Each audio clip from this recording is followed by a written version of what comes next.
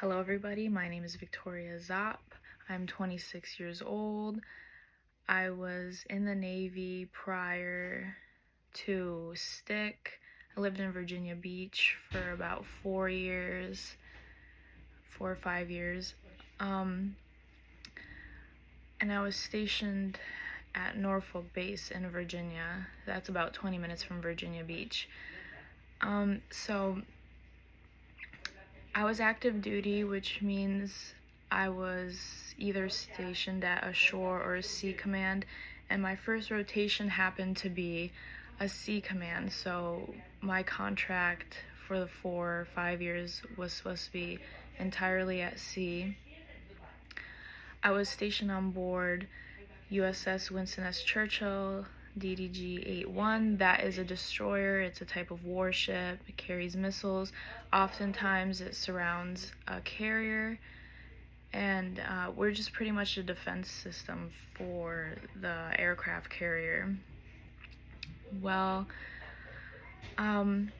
my job title was Operations Specialist, which meant that I worked in Combat Information Center, and if any of you have ever watched Battleship, the movie, that is the blue room on a Navy ship. It's a isolated blue room with a bunch of radars that blip around like this. I was qualified to sit Swiss and geeks, so what pretty much that does is we track activity of ships around us. And one night on my watch, which is sort of these periods of time when we work throughout the day, I was sitting watch, just, tracking Russian and Chinese ships, and this little blip came across my screen. And whenever we see a blip, we need to go into this system called AIS, which pretty much confirms another ship's hull number, what they possibly could be carrying, which country they're attached to. And this blip did not have any information attached to it. So I was assuming that it was most likely a cloud, because our radars can pick up clouds as little blips.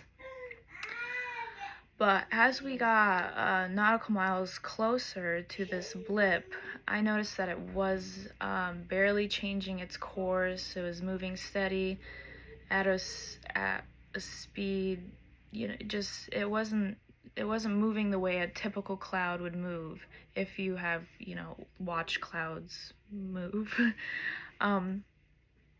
So I decided to let my TAO, Tactical Actions Officer, know that we have an unidentified object in the water. It is not a cloud. It's not showing up in AIS as a ship that we need to keep our eye on. And he said it's probably just a cloud, which kind of meant, shut up, you are not an officer, just, if it's not showing up in AIS, it's probably nothing to worry about. Well, I decided to phone aft lookout, which is the lookout that stands on the back of the ship, and I also decided to phone forward lookout, that's at the forward end of the ship.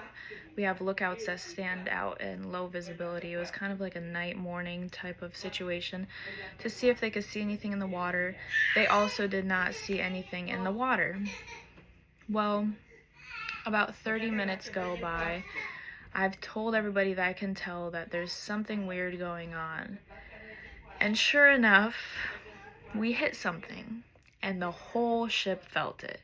The whole ship vibrated like this. Now you can imagine, if we hit something and the whole warship is shaking, we obviously hit something big. And all I remember is getting a phone call immediately in my ear that we see blood in the water. Aft lookout now sees blood in the water. Another 15 minutes go by, and now we see a tail kind of propped up in the water. So a lot of people went upside, topside to look at what was going on, and we had in fact hit a whale. It was not good. That is not good. Later on that day, we had this group of people that protect wildlife, sea wildlife specifically, come on board. And we had some divers. Turns out the whale got stuck to the propeller of the ship. So it was not a cloud or anything random.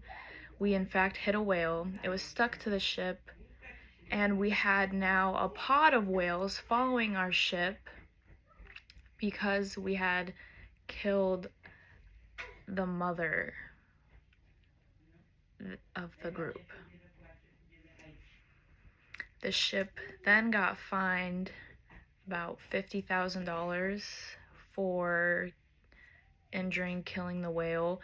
And the moral of the story is just,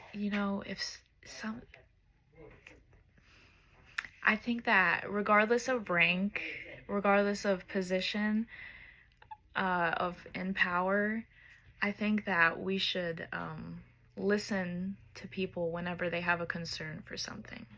So something like that could have been just completely avoided. Thank you. I'm looking forward to working with all of you.